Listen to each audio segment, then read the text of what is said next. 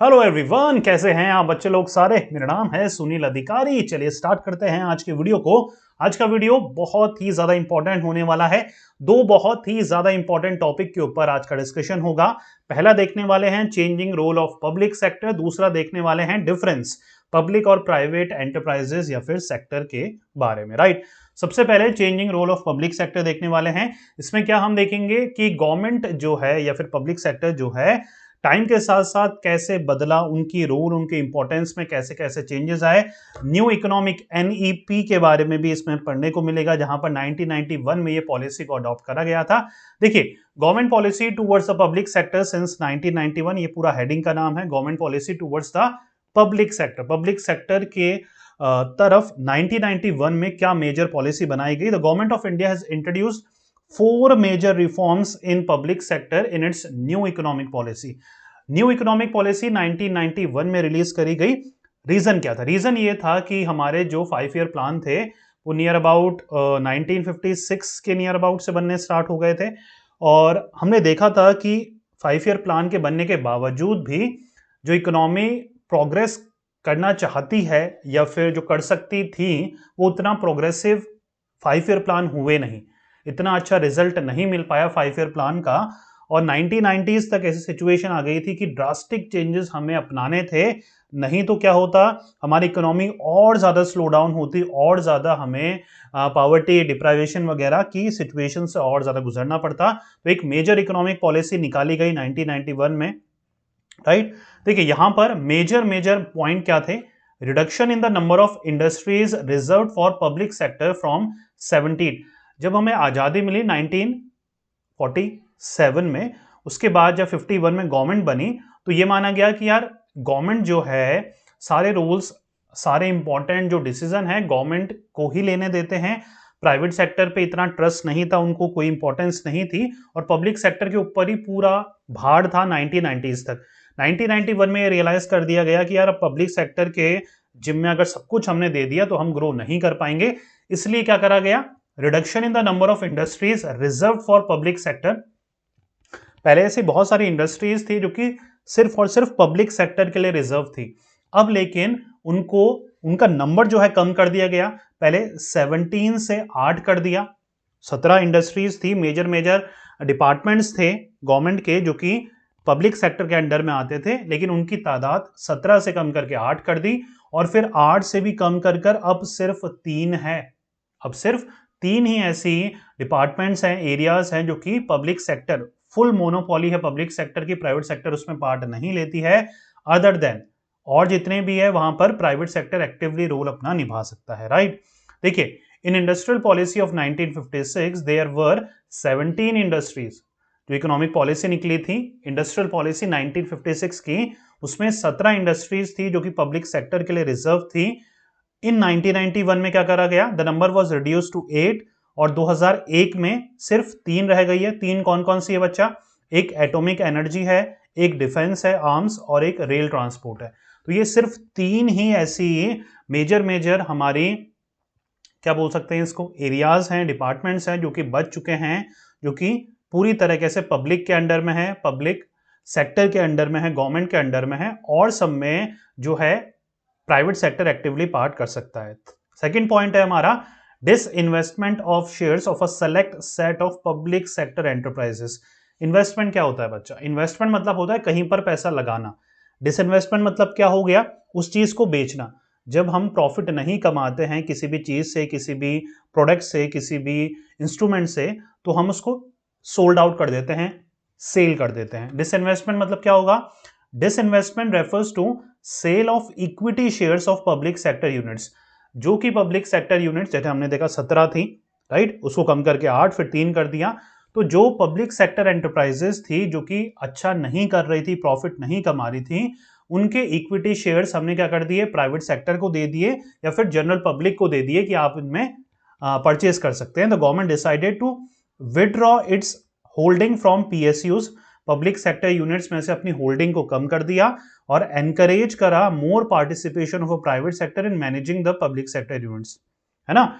और private sector का role जो है वो ज्यादा कर दिया, उनको एनकरेज करा कि जो हमारी पब्लिक सेक्टर जो कंपनीज है वो अगर अच्छा नहीं कर रही है तो आप उनके इक्विटी खरीदिए, आप उनके शेयर होल्डर बनिए, आप उनको मैनेज करो, राइट। तो उससे क्या होगा कि प्राइवेट, देखिए ऑब्वियस चीज, अगर प्राइवेट सेक्टर किसी चीज को लेगा तो वहां पर मैन पावर बहुत ही यंग है, जो कैपिटल है, फंडिंग है, बहुत अच्छी है, तो कहीं ना कहीं एक नई ऊर्जा मिलेगी, एनर्जी मिलेगी अगर प्राइवेट सेक्टर को हम गवर्नमेंट एंटिटीज को या गवर्नमेंट एंटरप्राइजेस को प्राइवेट सेक्टर को दे देंगे। तो यही गवर्नमेंट ने करा, राइट। एक्टिवली पार्टिसिपेट के लिए एनकरेज करा कि प्राइवेट सेक्टर आओ, जो पब्लिक कंपनी अच्छा नहीं कर रही आप उनको लो, आप उनको मैनेज करो और उनको प्रॉफिटेबल बनाओ।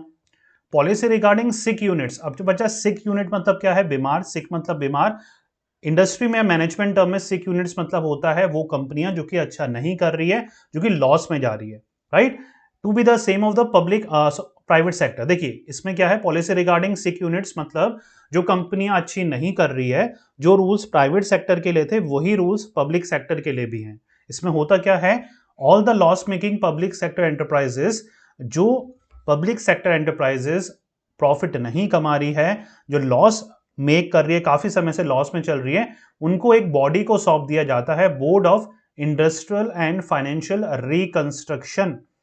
The BIFR decided to wind up some very sick units and revive and rehabilitate some other sick units where there is a scope to convert them into healthy units। देखिए ये जो term है BIFR, board of industrial and financial reconstruction, इसका main काम क्या है, क्यों government ने ये एक बोर्ड बनाया है, बॉडी बनाई है, इसका मेन काम क्या है, जो भी पब्लिक सेक्टर एंटरप्राइजेस प्रॉफिट नहीं कमा रही है वो BIFR के अंडर में चली जाती है। BIFR के अंडर में जाने से क्या होता है, BIFR करती क्या है, जो बहुत ही लंबे समय से प्रॉफिट नहीं कमा रही है, उनमें चेंजेस भी करके देख लिए, उनके वर्किंग स्टाइल को चेंज करके देख लिया, फिर भी प्रॉफिट नहीं, तो उनको बंद कर देती है। और किसी में थोड़े बहुत सुधार की जरूरत है, सुधार के बाद वो अगर प्रॉफिटेबल बन जाती है तो उनको वो क्या करती है, रिवाइव करती है। रिहेबिटेट मतलब क्या होता है, उनको रिवाइव करती है, उनको फेरबदल कर कर, मॉडिफाई कर कर, उनमें चेंजेस कर कर उनको वापस प्रॉफिटेबल बनाती है, राइट। तो BIFR का काम क्या है, जो बिल्कुल कुछ नहीं हो सकता जिन एंटरप्राइजेस में, उनको बंद कर देना।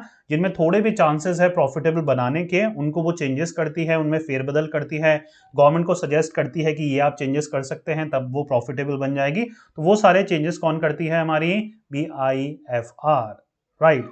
चलिए नेक्स्ट पॉइंट है हमारा मेमोरेंडम ऑफ अंडरस्टैंडिंग। यहां पर क्या करा गया, under MOU the public sector is given a greater autonomy. मतलब यहां पर पब्लिक सेक्टर के वैसे तो रोल बहुत कम कर दिए, जो भी रोल दिए गए हैं वहां पर ऑटोनॉमी थी, मतलब अपने हिसाब से आप कम कर सकते हो।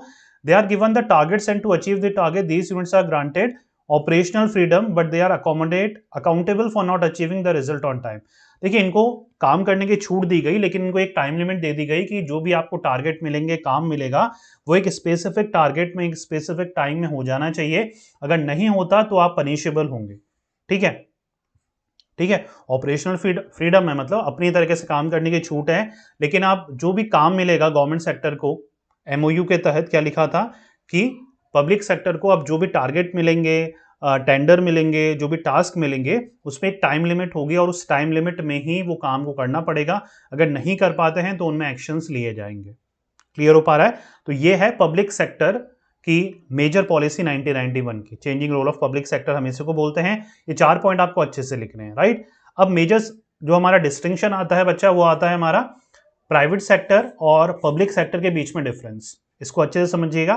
देखिए सबसे पहला पॉइंट है हमारा formation. The formation of private sector enterprises involve a long process. Private sector company को खोलने के लिए काफी लंबा समय लगता है, काफी ज्यादा फॉर्मेलिटीज लगती है। वहीं पर पब्लिक सेक्टर एंटरप्राइजेस को can be form in a short time, बहुत कम समय में खोल सकती है गवर्नमेंट के डिसीजन से। ऑब्वियसली चीज, अगर गवर्नमेंट कोई चीज खोलना चाहती है तो वहां पर तो कोई एज सच कोई फॉर्मेलिटीज ही नहीं है, गवर्नमेंट सिर्फ अलाउ करेगी, सारे जो जितने भी चीजें होंगी बहुत जल्दी जल्दी हो जाएगी। प्राइवेट सेक्टर अगर आपकी जान पहचान नहीं है तो काफी लंबा हेक्टिक प्रोसीजर फॉलो करना पड़ता है। ऑब्जेक्टिव की बात करें, the private sector enterprises work with the main objective of earning profit. Obvious चीज है, प्राइवेट सेक्टर का मेन ऑब्जेक्टिव होता है earning profit, while the public sector enterprises main aim is to provide services to the public। motive of providing services to the public, main motive क्या है, general public को better services provide कराना। Yes और no? Third point है management. Private sector enterprises are manage and control by the board of directors. Private sector में board of directors manage और control करते हैं, जो कि एक प्रोफेशनल्स होते हैं और एक्सपर्ट होते हैं।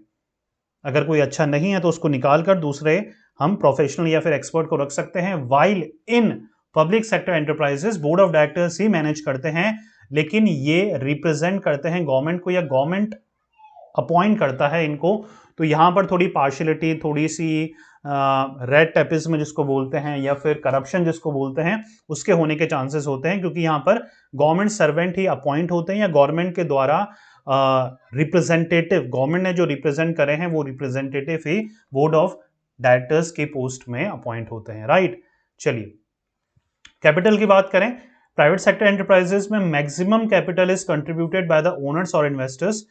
प्राइवेट सेक्टर एंटरप्राइजेस में, कंपनी में जो मैक्सिमम कैपिटल होता है वो एक ओनर जो कि मालिक है उस फैक्ट्री का, उस एंटरप्राइजेस का, वो कंट्रीब्यूट करता है, या फिर जो इन्वेस्ट कर रहा है उस कंपनी में वो पैसा इकट्ठा करते हैं, कैपिटल, ठीक है। पब्लिक सेक्टर में क्या होता है, कंट्रीब्यूटेड बाय द गवर्नमेंट। जो वहां पर वर्कर वर्क कर रहे हैं, जो स्टाफ मेंबर्स हैं, एम्प्लॉयज हैं, उनको दिमाग लगाने की जरूरत नहीं है, सब कुछ गवर्नमेंट कंट्रीब्यूट करता है। यस और नो? तो यहां पर थोड़ा सा वर्कलोड ज्यादा है, क्योंकि यहां पर ओनर के ऊपर ज्यादा प्रेशर है, एंटरप्रेन्योर जो भी मेन है उसके ऊपर ज्यादा प्रेशर है एंटरप्राइजेस को रन करने का, कैपिटल कंट्रीब्यूट करने का, इन्वेस्टर्स को इंप्रेस करने का, पिच करने का, ताकि इन्वेस्टर्स उसकी कंपनी में इन्वेस्ट करें।